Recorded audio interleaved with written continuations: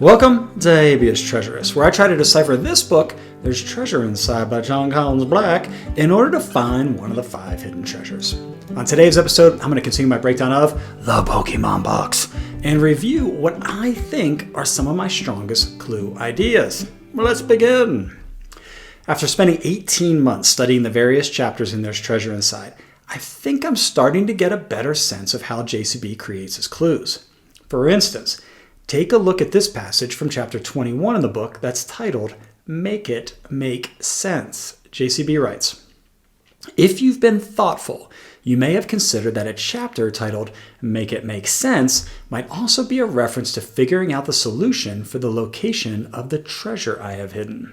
What stands out to me in this passage is the phrase, "if you've been thoughtful," along with the line, "make it make sense."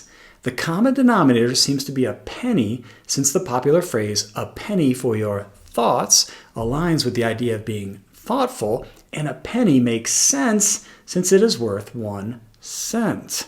Now, I get the sense, pun intended, that as JCB came up with the clues for the treasure book, he wanted to make sure that he provided enough information so that searchers would know when they figured out a clue correctly, especially when it came down to clues that help narrow down an initial search area.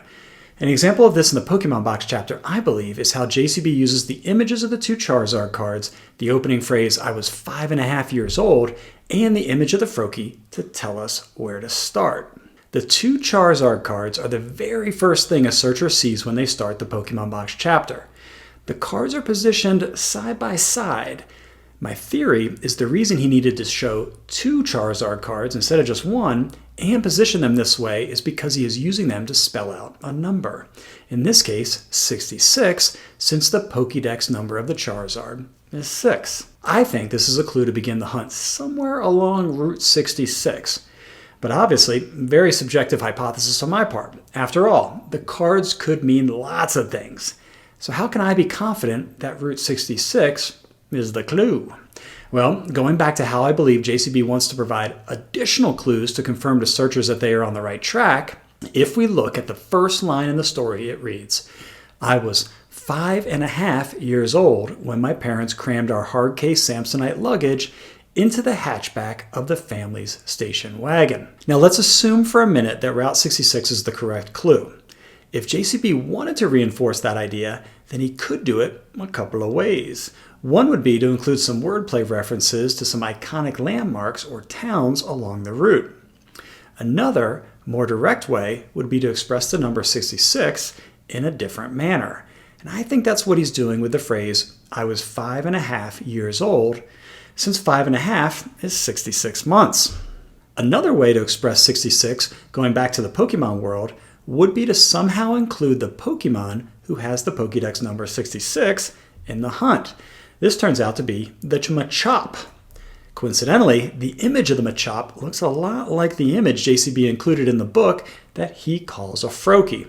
And since the Froakie is a starter Pokemon in the Pokemon game X and Y, I think JCB made the Froakie image look like a Machop on purpose to provide the clue, "Start on Route 66." Anyway, you get the point. I think every important clue, especially the ones that tell us where to begin the hunts, are going to be reinforced in multiple ways in the chapter. And the more confirmers we can find, the higher our confidence should be that we are interpreting the clues correctly. So let's take a look at another possible clue. This one is from the portion of the story where JCB arrives at the hiking spot with the Froakie. It reads, "When we arrived at our hiking spot, the weather was sweltering. Maybe high summer wasn't the best time to hide this treasure after all, I thought to myself. The air felt hotter than a Charizard's breath. But the Froakie didn't seem to mind. He told me not to worry, as it would be unlikely that we would encounter any fire Pokemon along our way." The strangest phrase in all of this to me is high summer wasn't the best time to hide this treasure. High summer is not something you hear referred to a lot. It seems like JCB might be calling out a specific date or time as a clue, since he calls out high summer wasn't the best time to hide this treasure. So this led me to research, when is high summer? Well, it turns out that there isn't really a consensus as to an exact date, but most people agree that in the southern US, high summer is when it's hottest, sometime between the beginning of July and the end of August. So in this time window, I think it's fair to call July 31st the midpoint of high summer. Now, I'll admit, picking this date is a bit arbitrary, especially as the answer to an important clue, like where JCB and the Froakie started their hike to hide the treasure. So, to confirm that this date, July 31st, is the right clue, I think there should be some other lines in the passage that back it up. So what are they? Well, July 31st is a special date in the Catholic Church. It's the date of the feast of Saint Ignatius. Saint Ignatius is the founder of the Society of Jesus, or the Jesuits as they are popularly known today. Now, what makes this interesting to me is that Ignatius means fiery one in Latin. So it's possible that the line that immediately follows the one about high summer, that reads, "The air felt hotter than a Charizard's breath," could be a reference to a fiery one like Ignatius, since a Charizard breathes fire. Also, JCB writes, maybe high summer wasn't the best time to hide this treasure after all. I thought to myself. The phrase, "I thought to myself," is interesting too. It could be rewritten as, "I reflected." And if you research Saint Ignatius, you quickly learn that self-reflection is a big part of his Jesuit teachings, most notably in the spiritual exercises that he's famous for creating. So to recap, we have high summer aligning to the date of the feast of Saint Ignatius, which celebrates self-reflection, and we also have the name Ignatius, meaning fiery one, which connects with the line about the Charizard's breath. All right, what else?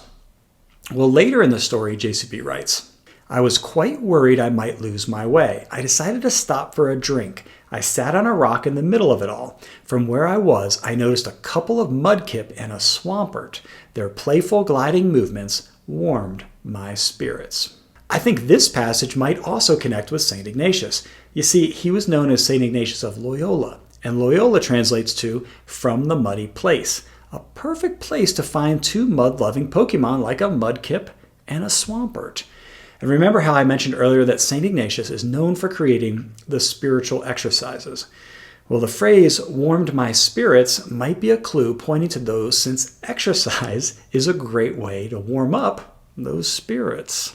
Now, I know what you must be thinking. Yo, HT, why would JCB be making a connection to St. Ignatius of Loyola and the Jesuits? That's a great question. I'm not sure. I mean, he does start off the story in New Orleans, which is a heavily Catholic city. And their football team is called the New Orleans Saints, after all, so having some sort of saint clue isn't that big of a stretch. Loyola University is also located in New Orleans, so there might be an angle there as well. Or maybe we are looking for another place that has ties to St. Ignatius and the Jesuits somewhere along Route 66. Again, I'm not sure. I just find it interesting that St. Ignatius fits multiple clues like high summer and the fiery breath of the Charizard, as well as the mud-type Pokemon. So it seems like there should be something there if we know where to look. Okay, what else? Let's now take a look at the Mabosstiff passage that follows directly after the talk of the sweltering weather during high summer. It reads, "It was at that moment that I heard a loud noise. I could have sworn it sounded like a Mabosstiff, but the Froakie, pointing to a sign, said that was unlikely too." Okay, so a Mabosstiff looks like this, a big dog. So I think it's reasonable to assume that the loud noise JCB heard could be a dog barking. And according to the internet, the Mabosstiff is modeled off of the Yakuza, which is a famous Japanese mob family. So when I put all this together, I come up with Ma Barker, the infamous matriarch of the Barker crime family from the 1930s, as a potential clue. Let me explain.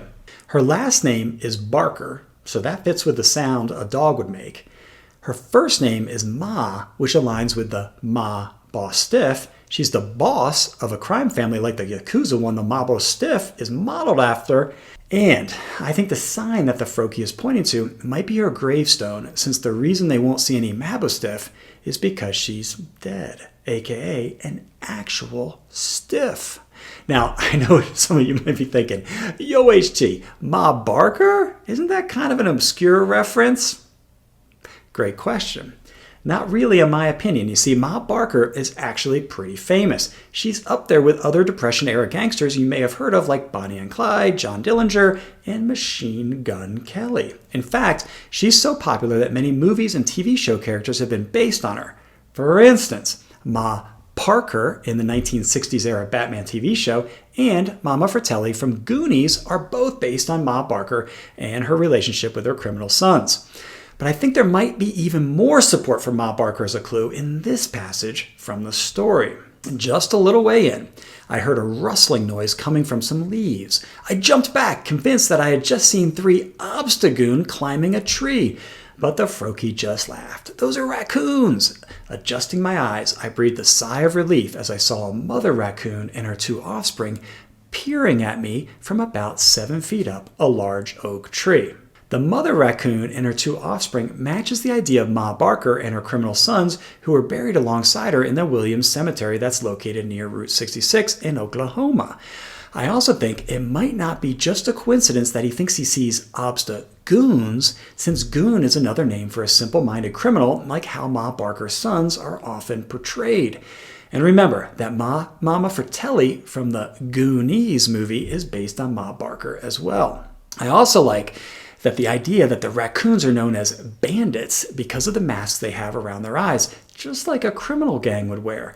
It seems like JCB might be drawing attention to these masks and the bandit reference when he writes, adjusting my eyes, I breathed a sigh of relief as I saw a mother raccoon and her 2 offspring peering at me from about 7 feet up a large oak tree. And finally, I learned that a standard coffin size is, get this, 7 feet long. So maybe the reason the mother raccoon and her offspring are 7 feet up an oak tree is because it's another reference to Ma Barker and her sons' graves, especially since oak is one of the most popular materials to make a coffin out of these days.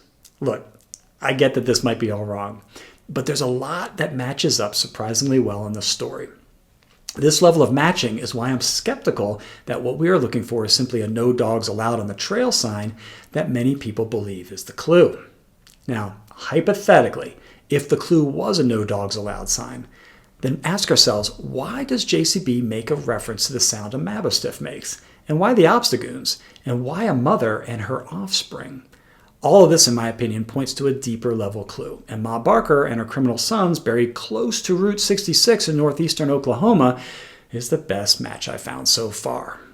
Anyway, that's all I've got for today's video. I hope you enjoyed watching and that it helps you with your hunt.